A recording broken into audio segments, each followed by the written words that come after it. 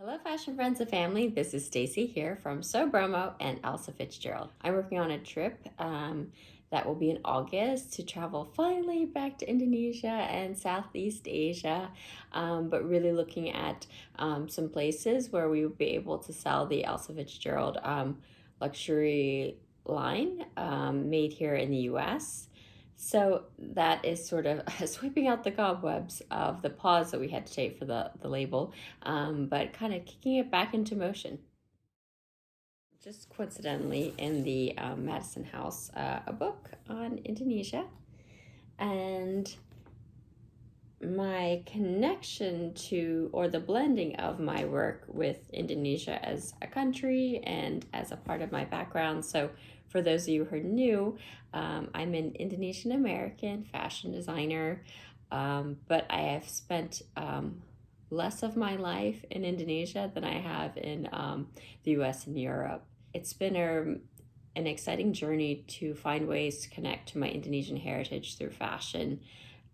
So I look forward to reimagining what the Elsa Fitzgerald house looks like as it kind of lives in the world of being in the US, but also making trips to Indonesia and abroad. So I'm a little bit nervous about that, but I'm always nervous about the things I really care about. So I better get to work. So some of you have been along on this journey since the Bali Fashion Dream days. So that's when I moved from London and moved to Bali, Indonesia, and set up my brand, Elsa Fitzgerald.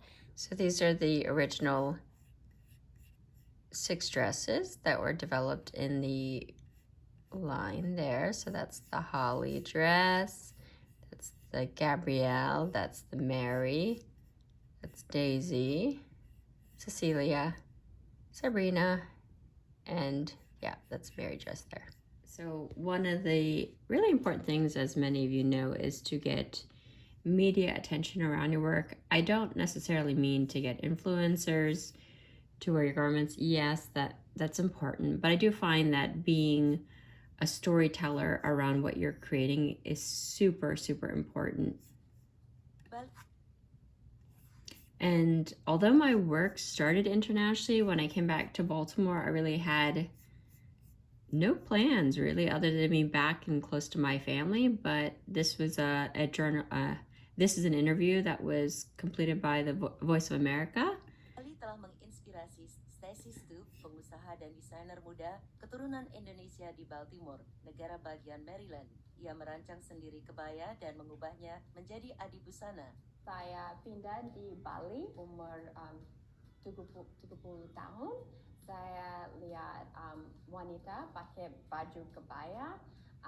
Saya pikir dia kelihatan cantik sekali. Saya campur experience di fashion industry di London. Saya sekolah di situ. Saya lihat kebaya. Saya pikir ini very form-fitting. What's interesting about this video for this interview, based on the time, the year, you can see that it was probably filmed during the pandemic, in which it was, but something I did not factor was how much media exposure we received. So we got over, goodness, we have 64 comments, over 777 likes. Fortunately, no thumbs down, even though my Bahasa Indonesia is pretty rough. And I think there's about, to date, about, what is it, 84,000 views.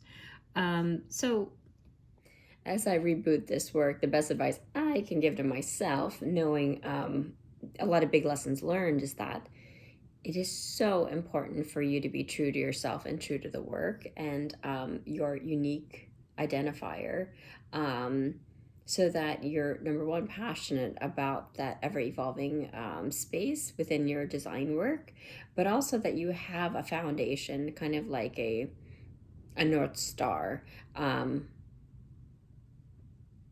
it's kind of hard for me to think about my North Star since it's been since 2013 since I launched my fashion line and did the work in Indonesia.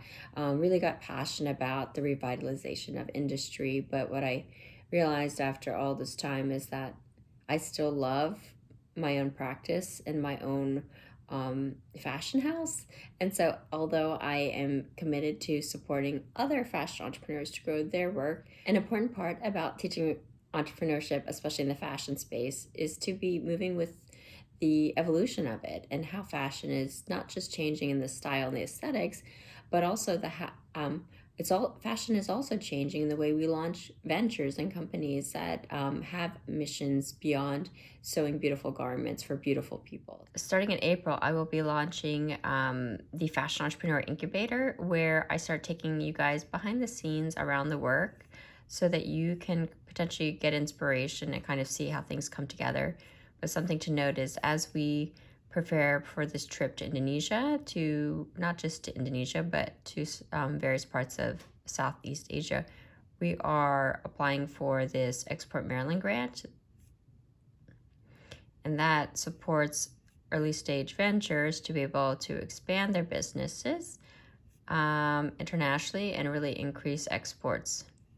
So if you want to learn more, it is here on the Maryland Department of Commerce website. And this is the garment factory that I used to work for. So just picture, they were included in the article. That's where I actually started pitching that article, is for that company. But as you'll learn a bit more later, that journey has obviously clearly evolved. This is where the Baltimore Sun's telling that story about how we are developing the Daisy dress, which you've seen in some of our videos here at Belvedere Terrace Atelier with Nicole. And there's that Daisy dress, which actually could be fun to kind of show you here in the shop. This is the original Daisy dress, and then that is the one that has been redeveloped.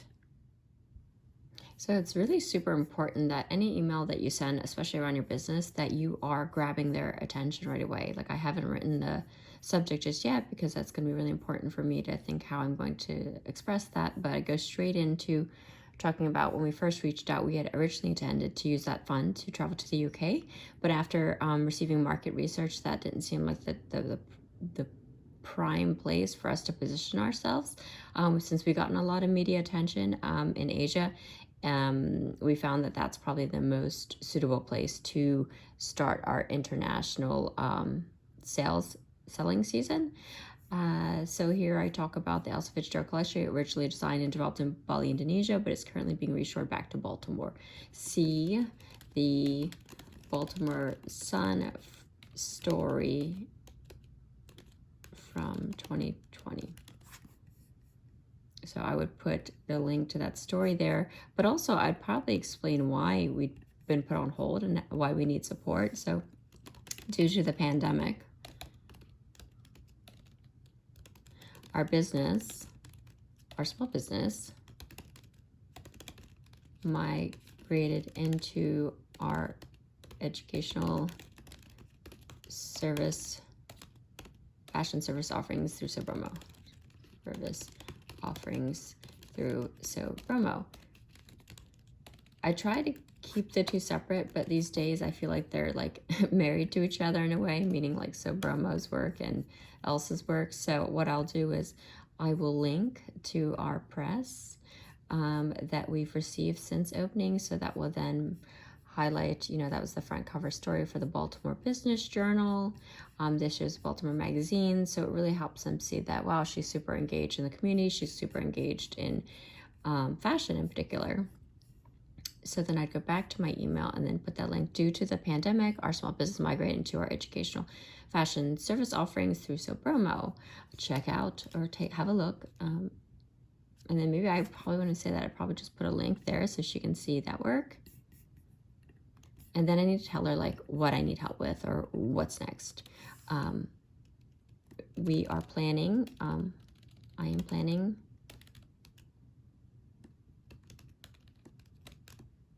finally, we have now returned to the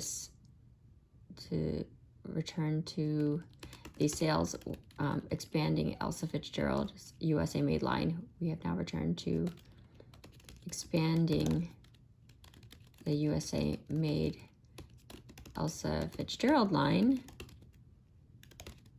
abroad. So you have to think about like why these organizations exist. This organization exists in order to increase exports from the U.S., made in the U.S. abroad. So that's where they want to see that kind of growth, and that's what they're actually funding. And then you want to tell a timeline. So we are looking to travel to Indonesia, or Singapore first, to Singapore first. Aha, so look at this. So I'm missing part of the story.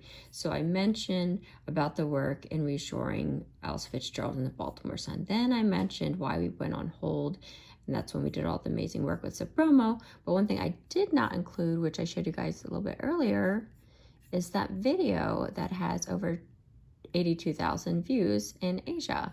So we really want to highlight that there is a potential presence for buyers in that community.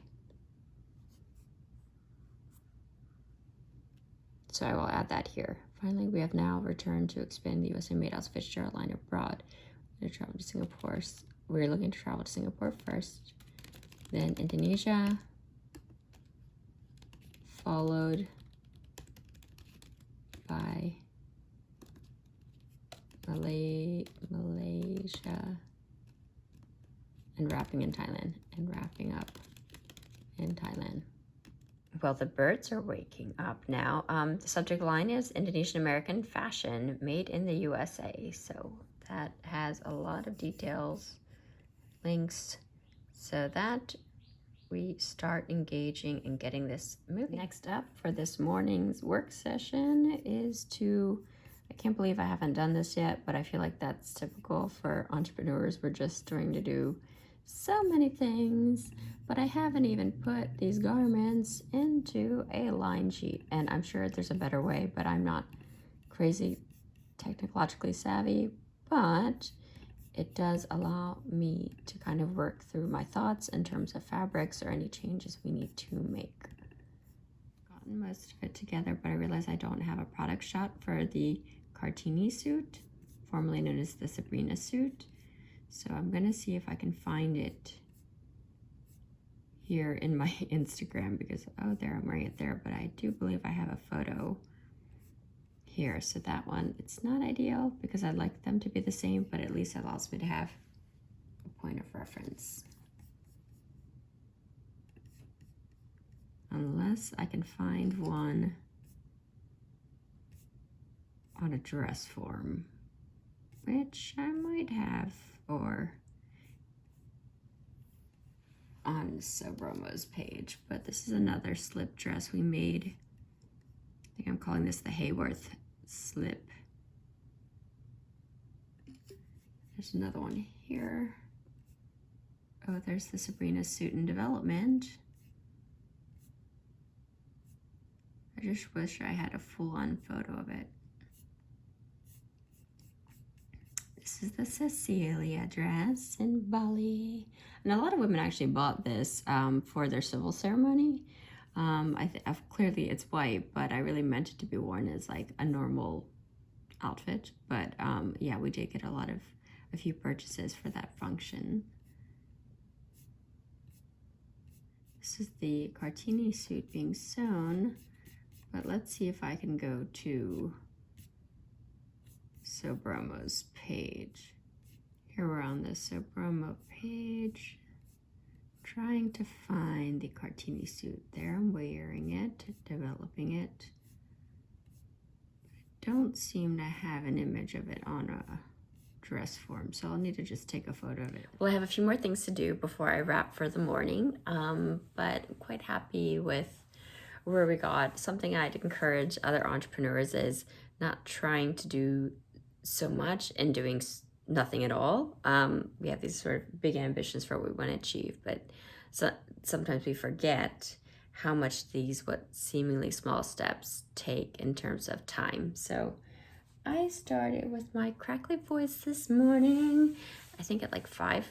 So that took me about an hour and 40 minutes, but maybe I'm just slow at things. But I probably got another are ahead of me for some more focus work. All right, we'll see you next time.